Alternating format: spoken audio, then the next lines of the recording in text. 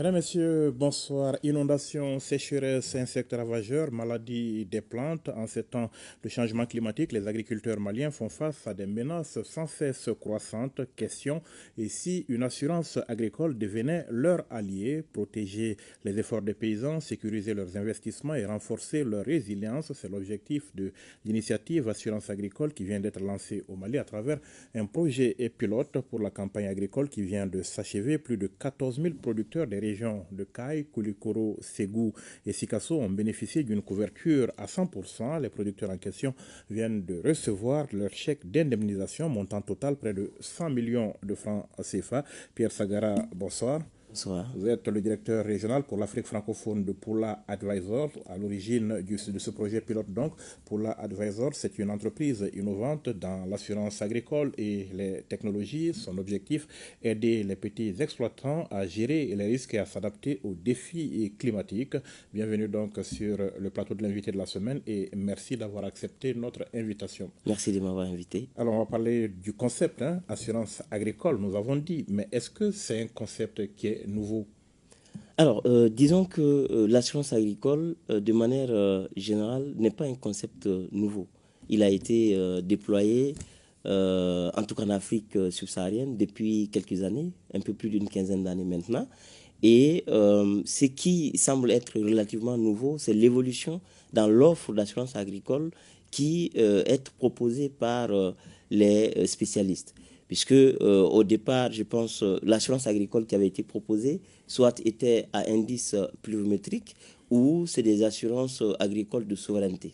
Alors aujourd'hui, grâce aux nouvelles technologies, il y a une grande évolution qui a été apportée pour permettre que ces produits soient de plus en plus adaptés aux besoins des producteurs et également que ces produits couvrent efficacement les différents risques climatiques auxquels le secteur agricole est confronté. Alors, comment est-ce que ce secteur se porte à travers le monde? Est-ce que c'est un secteur auquel les agriculteurs, en tout cas à travers le monde, ont beaucoup recours?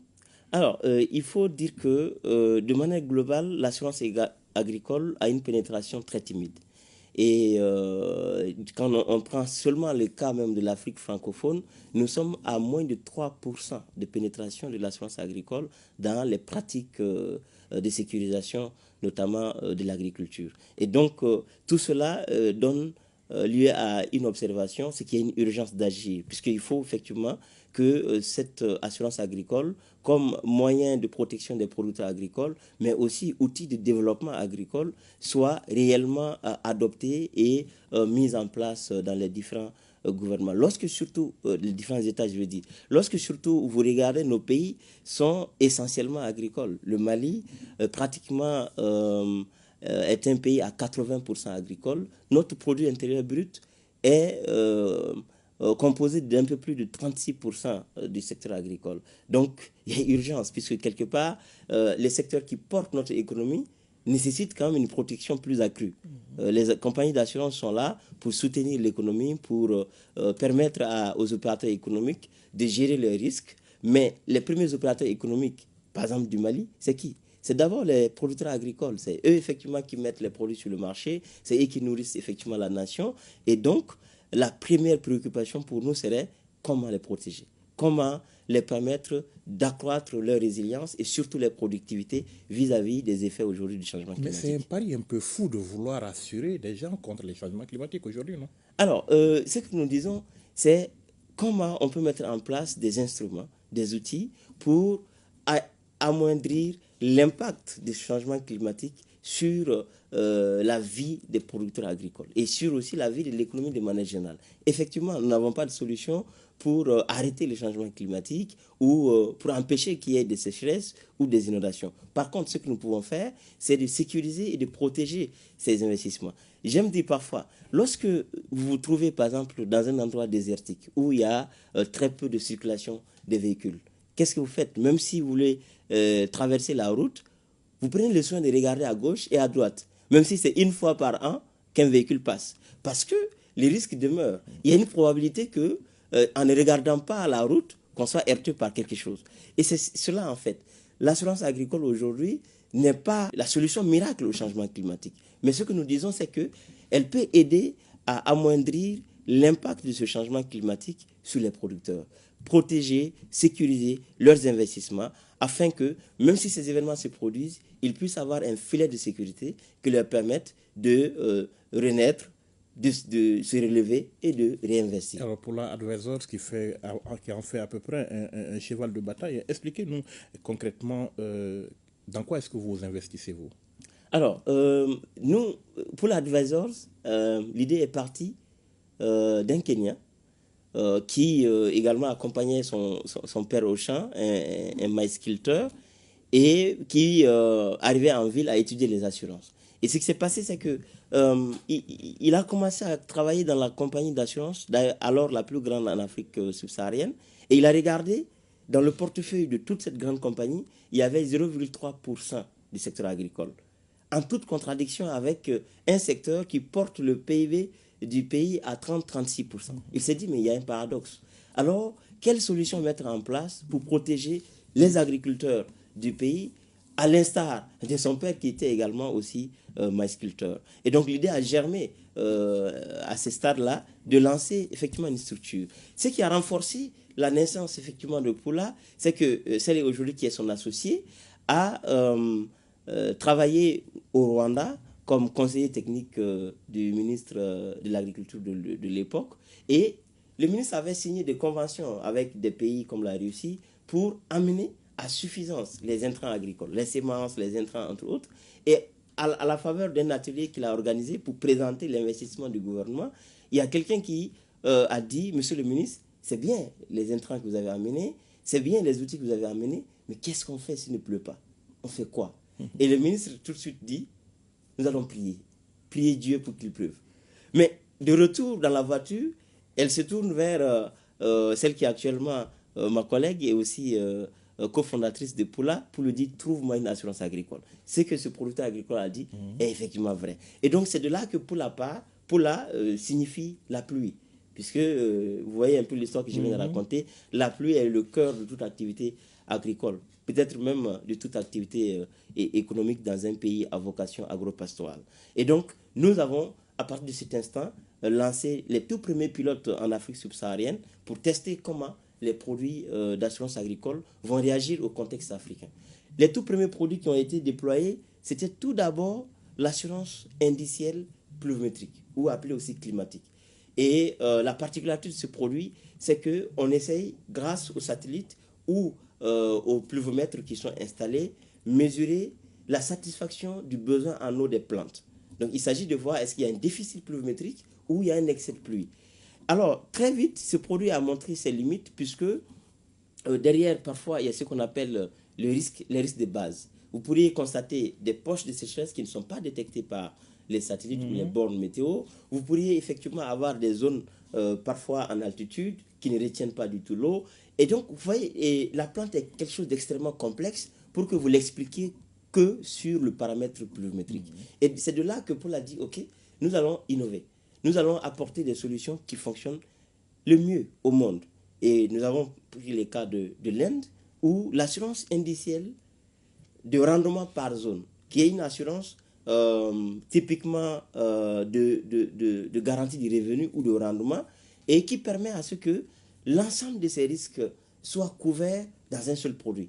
Non plus la sécheresse seulement, ou l'inondation, ou déficit de pluie, mais la sécheresse, les inondations, les pluies excessives, les tempêtes de vent, les insectes, les ravageurs, les maladies phytosanitaires, la grêle, le gel, ainsi de suite. Bref, tout risque systémique qui affecte le rendement du producteur. Donc c'est un produit qui est complet et surtout un produit qui est efficace, qui regroupe tous les besoins des producteurs. Alors aujourd'hui, vous proposez beaucoup de services d'assurance dans plusieurs pays, c'est ça? Nous sommes partis, disons, de Kenya, il y a 10 ans seulement, donc 2015, et grâce à ce produit innovant qui a tout de suite concentré l'attention et l'intérêt du monde agricole, nous avons réussi à nous développer très rapidement. C'est-à-dire, du Kenya, nous sommes allés en Afrique de l'Est, ensuite en Afrique francophone, de l'Ouest, et ensuite en Asie.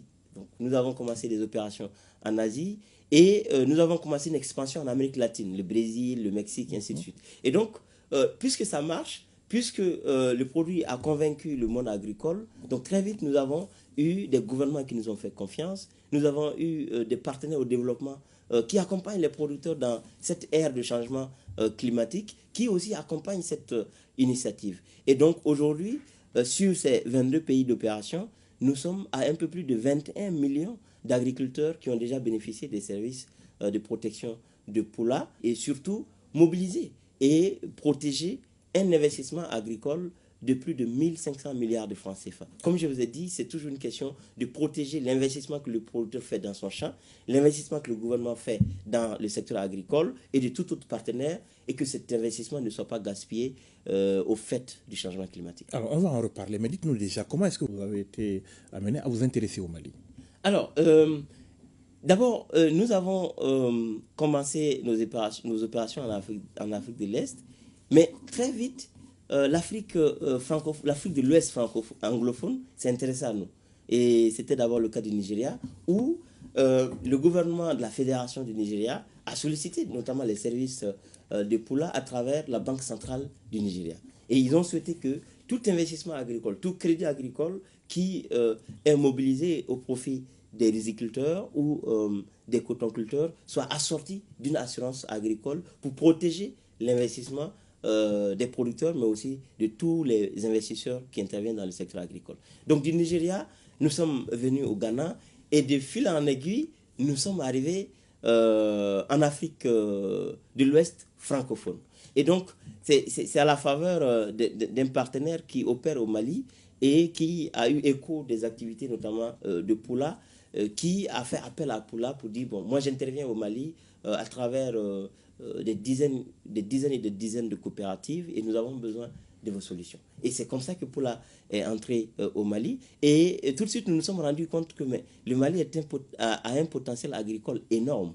Alors, il faut trouver un moyen de s'établir et de proposer justement nos services au gouvernement, mais aussi à l'ensemble du monde agricole. C'est comme ça qu'on s'est établi. Et aussi, Dieu faisant bien les choses, je suis aujourd'hui le directeur régional pour l'Afrique francophone. Je suis basé à Bamako. Mais cela dénote de l'importance et de la place aussi stratégique que représente le Mali pour nous, pour aller à l'assaut de certains pays de la sous-région. J'imagine, Monsieur Sagara, qu'en tant que Malien, vous y avez vu des opportunités pour votre pays. L'histoire que j'ai racontée à Pula lorsque j'étais en discussion avec eux, c'était d'abord que personnellement, je suis issu du monde rural, du monde paysan. Et je suis né dans un petit village, dans le cercle de Koro, appelé Géourou. Et j'y ai grandi, j'ai fait mes 20 premières années là-bas, en train d'accompagner mon frère, mon père au champ, cultiver. Et j'ai expérimenté là, sur place, c'est que j'avais pas compris comme changement climatique avant, mais les risques et les caprices du climat. Nous avons eu une année où la sécheresse avait réellement frappé notre zone et les producteurs agricoles ne savaient plus où mettre la tête. Et ce qui s'est passé, c'est que j'ai eu la chance d'accompagner des agents du commissariat à la sécurité alimentaire après le passage dévastateur de cette sécheresse qui était venu enquêter sur l'urgence humanitaire qu'il y avait dans notre zone. Et en tant que jeune élève, j'ai accompagné ces agents dans la traduction. Et il y a un père de famille qui explique à l'agent du CSA que cela fait 17 jours en moyenne sur 30 qu'il ne mange pas. Parce qu'il n'y a pas assez de ressources et il faut qu'il laisse la priorité à sa femme et à ses enfants. Et donc, vous savez, ça fait froid au dos. Mais cette parole qu'il a prononcée n'était pas du tout isolée dans les visites que nous avons eues à mener auprès des familles qui ont été sinistrées. Pratiquement, c'était le cas de ma propre famille, mais de toutes celles qui étaient dans cette zone. Et nous avons réellement souffert de cette sécheresse. La deuxième expérience que j'ai vécue, c'est lorsque plus tard, je suis allé à l'étranger pour faire mes études. Et j'ai été appelé par mon père qui me disait que, bon, voilà, il y a ton oncle qui avait contracté un prêt auprès d'une coopérative, d'une institution financière. Et malheureusement, nous avons été attaqués par des criquets qui ont tout ravagé et il n'est pas en mesure de rembourser son crédit. Et ce qui se passe, c'est qu'ils ont menacé de ramasser en contrepartie la charrette qu'il avait, les bœufs qu'il avait, les ânes qu'il avait, bref, tout ce qu'il avait. Et un père de famille avec une femme et 5 enfants dans un village à qui on retire tout ce qu'il avait, toute sa raison de vivre. C'est comme perdre totalement toute sa dignité. J'ai été appelé pour pouvoir intervenir, mais j'ai dit à mon père, je suis un étudiant, comment je fais pour rembourser le crédit de mon oncle? Et finalement, il a complètement disparu des radars puisqu'il ne pouvait pas supporter de vivre avec cette honte dans la société. Tous ces épisodes-là mis ensemble m'ont amené à me dire que, ayant étudié les assurances, moi je suis actuaire et ingénieur financier de formation, qu'est-ce que je peux faire pour mon pays? Qu'est-ce que je peux faire pour ma communauté, celle d'où je viens, où j'ai été témoin personnellement des désastres que la communauté et mes propres parents ont vécu. Vous savez, j'aime le dire, un village est à un seul désastre, une seule calamité, d'une pauvreté extrême, d'une précarité extrême. Il suffit d'un seul choc climatique pour que tout le village prive de toutes ressources. Même le boutiquier qui est là, qui vend, ne reçoit plus de clients, puisque personne n'est là pour acheter.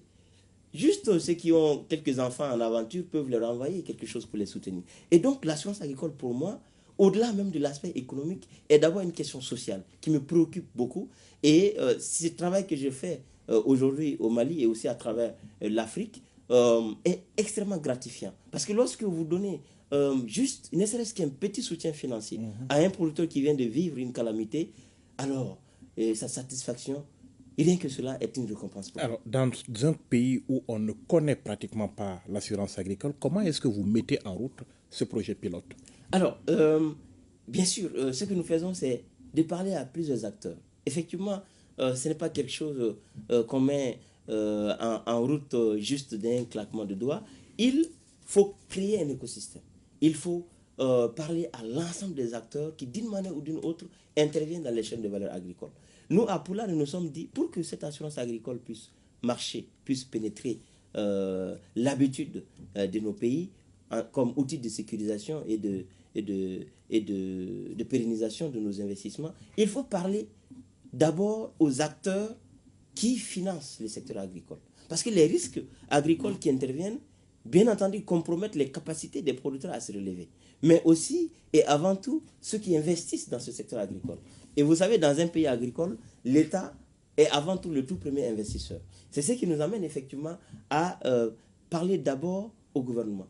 Nous avons commencé en tant que Poula avec nos partenaires assureurs, AFG Assurance notamment, à parler avec le ministère de l'Agriculture depuis 2022. Ensuite, le ministère des Finances, ensuite le commissariat à la sécurité alimentaire, ensuite l'Assemblée permanente des chambres d'agriculture du Mali. Bref, nous avons rencontré pratiquement tous les acteurs qui interviennent et qui peuvent porter une décision au plus haut niveau. Et nous avons été reçus favorablement, puisque les questions du changement climatique sont maintenant devenues très évidentes. On n'a plus besoin de démontrer à quelqu'un l'impact que peut avoir une inondation dans la vie d'un producteur, ou même de l'économie locale et de manière générale l'économie nationale.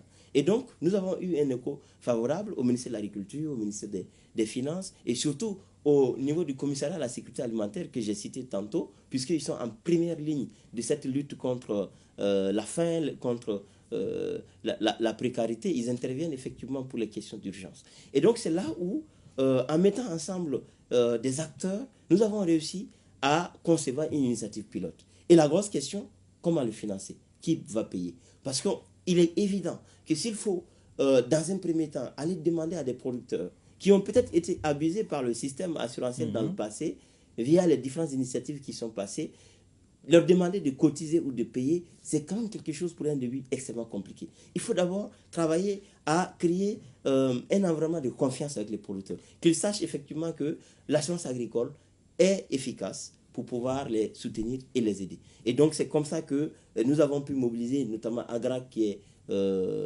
au Mali depuis 2006 et qui a décidé d'accompagner cette initiative pour montrer en fait que l'assurance agricole peut effectivement faire partie des politiques nationales de sécurité alimentaire et nutritionnelle. Alors, vous avez concrètement protégé qui, contre quoi, avec quels résultats?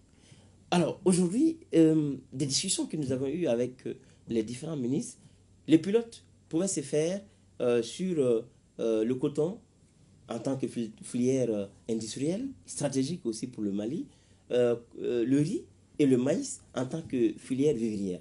Et donc, nous avons travaillé avec des structures comme l'Office du Moyen-Bani, comme la Confédération des sociétés coopératives des producteurs de coton, et aussi dans le dispositif opérationnel, la CMDT, mais également le concours des institutions, notamment de microfinance, pour protéger une chose. Dans un premier temps, ce pilote a concerné la protection de la valeur en intrants de leur investissement. Nous avons fait un calcul simple. Pour un producteur de riz, qu'est-ce qu'il investit à l'hectare pour les intrants? Les semences, les herbicides, les engrais, ainsi de suite. Et cette valeur qu'il investit est protégée contre les différents risques que j'ai cités tout à l'heure, tout risque systémique qui affecte le rendement. Il est clair, et je l'ai dit, le rendement est l'indicateur ou l'indice le plus évocateur de tous les risques climatiques que peuvent vivre les exploitations agricoles. Et donc, nous les avons protégés contre tous ces risques. Donc, vous avez vu cette année avec les inondations qui sont arrivées. Et comme résultat, ce qui s'est passé, c'est que nous avons mobilisé des équipes pour aller sur le terrain avec les agents de l'OMB et d'autres agents que nous avons mobilisés à aller sur le terrain avec les producteurs agricoles qu'ils mesurent les rendements. Puisque, effectivement, on a dit qu'on les protégeait contre les risques climatiques en sécurisant un rendement minimum. Donc, le rendement des références qui est fixé au niveau du riz, par exemple 2,5 tonnes à l'hectare, 2,8 tonnes à l'hectare, dépendamment des zones agroécologiques. Ensuite, nous avons travaillé avec la CMDT et la Confédération pour fixer des niveaux de rendement sur le coton et aussi également sur le maïs. Et donc, vers la fin de la campagne agricole, nous sommes partis et nous avons appelé les producteurs, nous avons amené nos agents pour aller sur le terrain, poser les carrés de rendement, récolter, peser, et le rendement qui est obtenu après la mesure de plusieurs exploitations agricoles, nous avons déterminé le rendement réel de la campagne 2024. Et ce rendement réel, il est comparé au rendement historique, donc de référence qui a été fixé dès le début, avant même le démarrage de la campagne. Et donc, il s'est trouvé que sur, par exemple, le riz, il y a eu énormément de baisse de rendement, ce qui a effectivement occasionné à ce qu'il y ait aujourd'hui un chèque d'à peu près 100 millions de francs CFA à la faveur d'un peu plus de 7400 producteurs agricoles qui a été remis à l'Office du Moyen-Bani, mais également au MEREF SFD, le mécanisme de refinancement. Mais ça représente quoi un peu ce montant? Ça représente quoi? Les pertes qu'ils ont subies? Exactement. Sur le pilote, vous savez, on n'a pas pu faire un pilote sur un grand nombre. On l'aurait effectivement souhaité. On aurait voulu protéger aussi des montants, des investissements consentis par les producteurs et leurs partenaires beaucoup plus élevés. Mais au regard de la faible disponibilité des ressources en termes de subvention des primes, nous avons couvert un tout petit nombre de producteurs agricoles. Et donc les 100 millions qui sont versés sont une compensation financière qui leur sont versés au regard des dommages qu'ils ont effectivement connus lors de cette campagne agricole. Alors est-ce que les résultats obtenus au cours de cette phase pilote plaident aujourd'hui pour une vulgarisation à large échelle de l'assurance agricole au Mali? Mais la réponse pour moi, elle est oui. Puisque aujourd'hui, imaginez, il y a un acteur qui construit un écosystème, bien entendu basé sur les compagnies d'assurance locales, sur tous les acteurs qui sont impliqués dans les chaînes de valeur agricole, pour tester un produit. Et à la fin de la campagne agricole, le producteur qui a expérimenté des pertes, sans même qu'il n'ait eu à contribuer, se voit être attribué un chèque de 100 millions, qui est effectivement, au regard en tout cas des besoins importants des producteurs, n'est pas un montant très significatif, mais un montant hautement symbolique, qui montre que l'assurance fonctionne, qui montre que l'assurance est efficace. Ça veut dire que c'est un dispositif en lequel on peut réellement avoir confiance pour bâtir notre stratégie de développement agricole et notre stratégie de financement agricole. M. Sagara, quels sont les obstacles actuels qui se posent au développement et à la vulgarisation, on va dire, de l'assurance agricole au Mali? Alors, disons que les obstacles ont toujours été la mobilisation des ressources.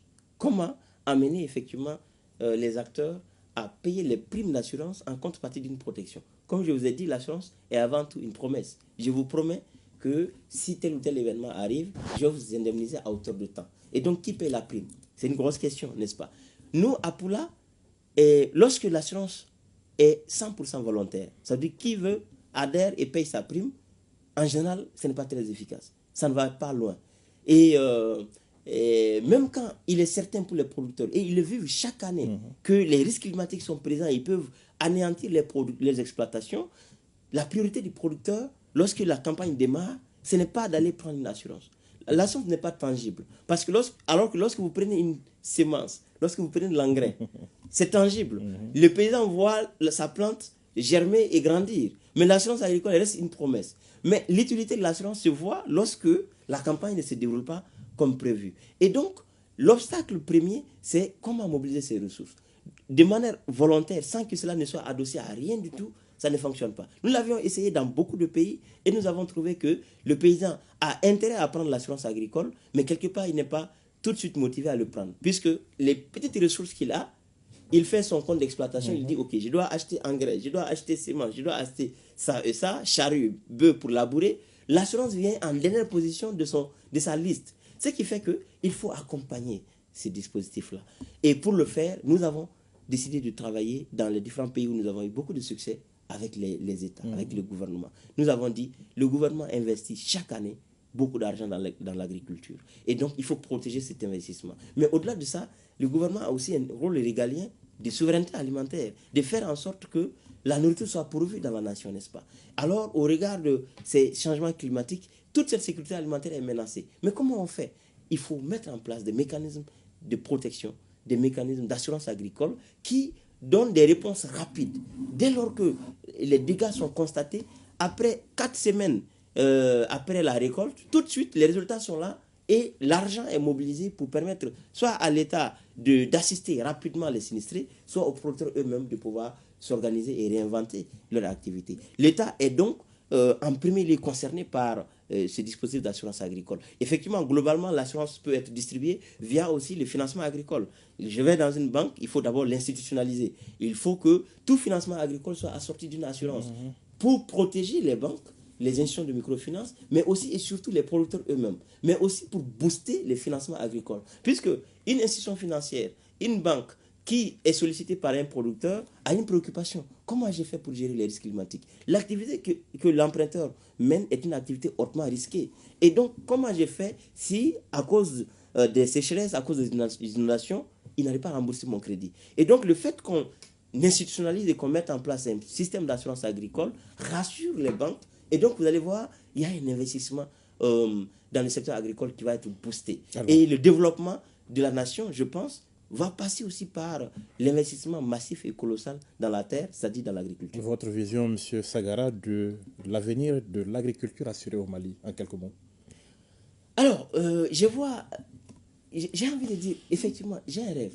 Et le rêve que j'ai, c'est qu'aucun producteur, dans un avenir d'ailleurs proche, ne prenne sa daba, sa sémence, prépare son champ et ne s'engage dans l'activité agricole avec tous les risques que ça comporte sans aucune couverture d'assurance agricole.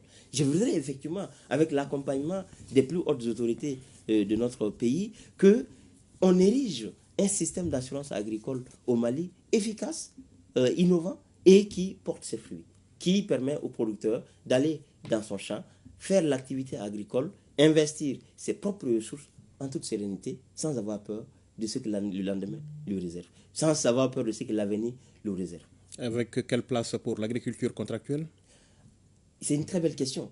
Vous savez, le développement agricole, le développement même de manière générale de nos producteurs, devrait passer nécessairement par l'agriculture contractuelle. Nous avons pendant longtemps été dans l'agriculture de subsistance. Vous savez, d'où je viens, dans mon village, les producteurs agricoles qui, depuis des dizaines d'années, sont dans cette activité, ne sont pas capables de générer suffisamment de production, de récolte pour arriver à la saison prochaine. Vous allez voir que dès le mois d'août, peut-être le stock, la provision, elle est déjà terminée. On est dans la subsistance. Alors que lorsqu'on met en place un écosystème où le producteur a un marché où il achemine son produit, mais avant ce marché, il a les moyens, les ressources et les outils pour faire sa production. Il a la mécanisation, il a les meilleures semences qui donnent de meilleurs rendements, il a accès aux meilleures pratiques agricoles, aux meilleurs conseils agricoles. Tout de suite, vous allez voir, les rendements vont être bien meilleurs et il accède à un marché qui lui propose des prix qui sont beaucoup plus intéressants. Et donc, c'est le producteur agricole lui-même qui tend vers la prospérité. C'est plus d'investissement pour le secteur agricole puisque le rendement est finalement intéressant. Et c'est l'économie tout entière qui va en bénéficier puisque notre économie est dominée à 80% par le secteur agricole. Promouvoir l'agriculture, c'est promouvoir l'économie, c'est promouvoir la souveraineté de manière générale et surtout la souveraineté alimentaire de manière particulière. Alors nous sommes au terme de notre entretien, M. Sagara. Le projet pilote est bouclé. Prochain défi? Prochain défi, c'est mobiliser effectivement l'État, les partenaires, techniques et financiers pour la prochaine campagne agricole. Vous avez vu ce qui s'est passé en 2024-2025. Il y a eu des inondations partout, même des inondations urbaines à Bamako ici. Et qu'est-ce que 2025 nous réserve? Nul ne le sait, personne ne le sait. Et c'est pour cela que dès maintenant, il faut se prémunir, il faut prévoir, il faut mettre dès maintenant des mécanismes de protection et d'assurance agricole qui permettent aux agriculteurs de repartir dans leurs champs en toute confiance pour nourrir la nation et également aux investisseurs de pouvoir mobiliser les ressources qu'il faut pour financer l'agriculture. Alors, nous vous souhaitons bon vent. Merci. Et nous vous remercions d'avoir répondu à nos questions. Merci. Merci beaucoup. Merci, mesdames, messieurs, de nous avoir suivis. Rendez-vous la semaine prochaine pour un autre numéro de l'invité. Bonne suite de programme sur l'ORTM.